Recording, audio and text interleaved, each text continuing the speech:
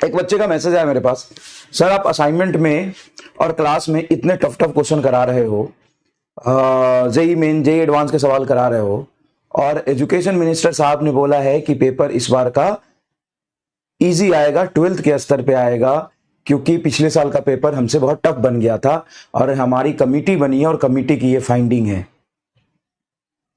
मुझे भी नहीं पता था ये बात।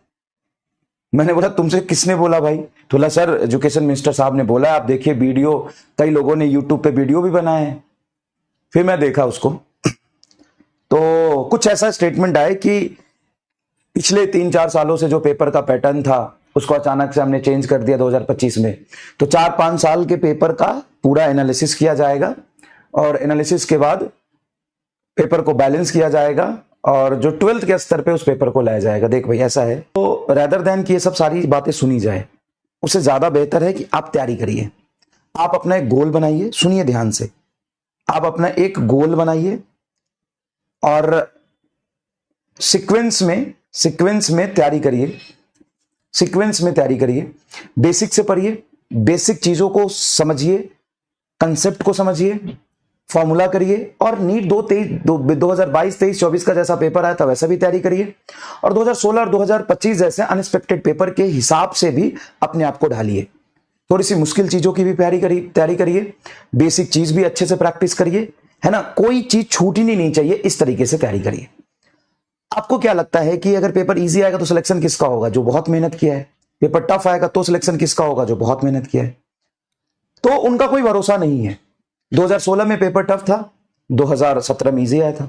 2021 में पेपर टफ था रिलेटिवली, 2022 में इजी आया था। 2025 में टफ था, 2026 में इजी भी हो सकता है, टफ भी हो सकता है। अब पेपर एनटीए को भी, एजुकेशन मिनिस्टर को भी और उनको भी नहीं पता कैसा होगा, क्योंकि एक्चुअल में पेपर जब बनता है ना तो 6-7 सेट बनता है और सारे सेट इजी नहीं होते, सारे सेट टफ नहीं होते, उसमें से कोई एक सेट उठा के दे देगा। तो लास्ट तक भी नहीं पता होता ना कि पेपर कैसा बन जाएगा। तो आपको हर तरह के पेपर के लिए तैयार रहना है, हर तरह के क्वेश्चंस करने हैं और बैलेंस तैयारी करनी है। आपको बहुत बैलेंस तैयारी करनी होगी। फिजिक्स है, केमिस्ट्री है, बोटनी है, जूलॉजी है, इस तरीके से आपको सबको एक टारगेट लेके, फिक्स टारगेट लेके चलना होगा कि मुझे इतना चाहिए, अब इतना चाहिए तो इसके लिए इतना करना होगा। अब कई बच्चों का टारगेट है मुझे फिजिक्स में 120 चाहिए सर, अगर बहुत टफ पेपर आ गया तो मुझे 100 नंबर चाहिए सर, तो 100 नंबर के लिए क्लास करो, डीपीपी करो और असाइनमेंट 50% कर लो।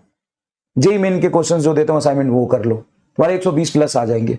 लेकिन तुमको चाहिए कि नहीं सर हमको तो चाहे पेपर कैसा भी हो जाए, हमको तो 160-170 चाहिए, चाहे पेपर 2016 या 2025 जैसा आ जाए, तो आपको सारे असाइनमेंट करने पड़ेंगे जो मैं दे रहा हूं।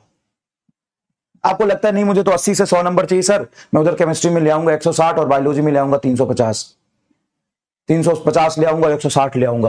तो अगर तुम्हें लगता है कि तू 350 और 160 ले आएगा तो 0 6 5 11 यहां से ले 1 3 1 4 1 5 510 80 नंबर मुझे दिलवा दो सर, तो सिर्फ क्लास और डीपीपी कर ले हो जाएगा। तो अपना गोल बना और उस गोल के अकॉर्डिंग चल। तो ये नहीं सर हमें फिजिक्स में 160 प्लस नंबर तो चाहिए, चाहे पेपर कैसा आ जाए। पेपर इजी आ जाए तो हमको 180 चाहिए, पेपर इजी आ जाए तो हमको 180 चाहिए और पेपर कितना भी टफ आ जाए 160 प्लस चाहिए, तो असाइनमेंट करना पड़ेगा, बात खत्म।